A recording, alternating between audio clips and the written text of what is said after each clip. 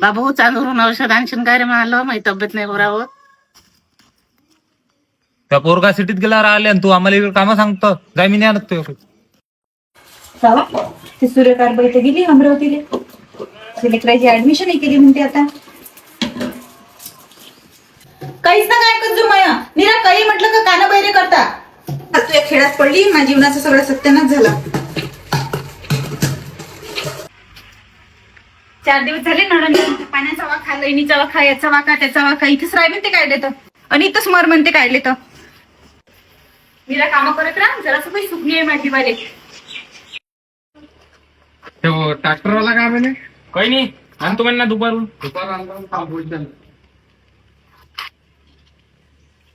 Line गेली आहे का नाही? हा 2 घंटे लाईन नाही ना. मसालाच ना. म्हटलं आली हो बसा. मी काय म्हणतो छान बरं आद्याला छान.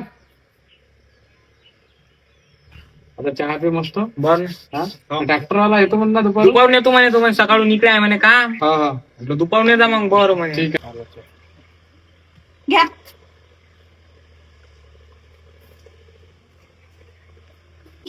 कोणू काका काकू नाराजीत आहे. काकू पूर्ण बाहेरसारखे बोलते राजा. कोण तू मला एक सांग हा काकू लावून राहिले शिटीत चला राहिले शिटीत चला हे अमका गेला टमका गेला हे गेला फलाना गेला. हा एवढी मोठी कास्तकारी कोण पाहिजे रे. तुमचंही बरोबर आहे ना. मग तिला एवढं समजायला पाहिजे ना. हा बरोबर आहे. एवढ्या दुरून कास्तकारी होते काय नाही होत ना. विचार पडला राजा माणसाले. हो ना. हा तुमचं सगळं बरोबर आहे मायच चुकते. तू सांग मला आदू ह्या गावात रस्ते नाही आहे चांगली शाळा नाही आहे कोणी बिमार पडलं तर चांगला दवाखाना नाही आहे कोणतीच सुख सुविधा नाही आहे. मग मला तर माझ्या लेकराचा भविष्याचा विचार करावा लागेल ना. सांग मग काय चुकलो माय. नाही बरोबर आहे काकू तुमचं.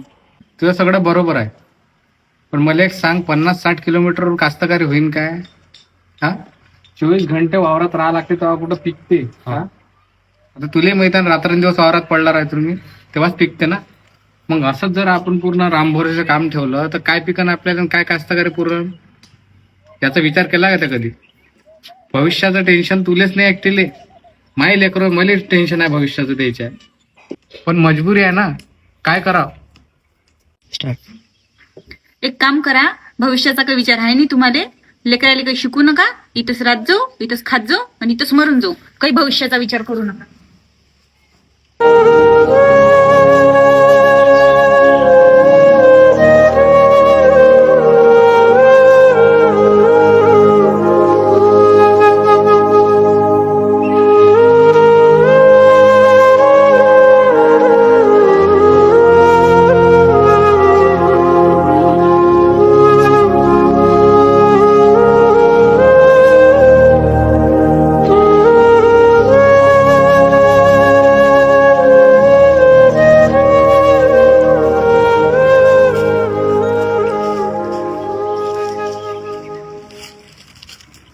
तंबाखू नाही तंबाखू आणलाच नाही.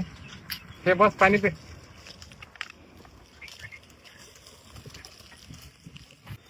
काय म्हणते लेट आला आज वावरात. काही नाही मोठा गाडी गेला का नाही हा. बटला पुरा हा ते जरा उशीर झाला. खोली गेली का भाड्यानं. हा 2-3 मुलदान राहते घेऊन घेतो. बरं येईल. हा येतो मग काकू. येतो मग आजी. येतो मग काकू.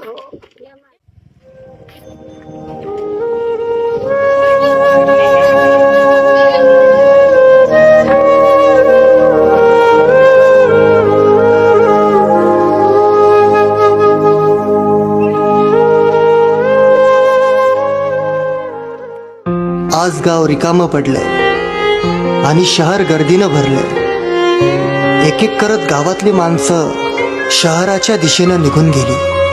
कोणी पोटासाठी कोणी स्वप्नांच्या मागे कोणी मजबुरी आणि मागे उरलं वाड्यांचं ओसाड अंगण.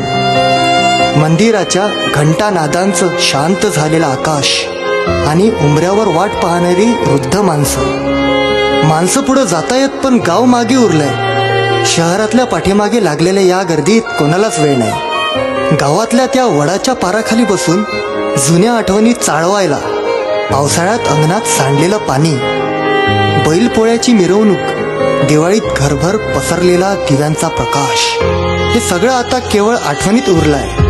पण कदाचित कोणीतरी परत येईल, कुणाचं तरी मन हळवं होईल आणि तो शहरांच्या चकाकत्या गजबजाटात एक दिवस थांबून म्हणेल, आपलं गाव बघून यावं. आणि मग पुन्हा कोंबड्यांच्या आरवण्यांनी सकाळ व्हायला लागेल.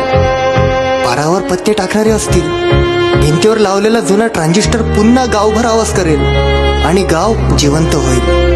आज नाही, उद्या नाही, पण कधीतरी हे वसानं पुन्हा उठेल.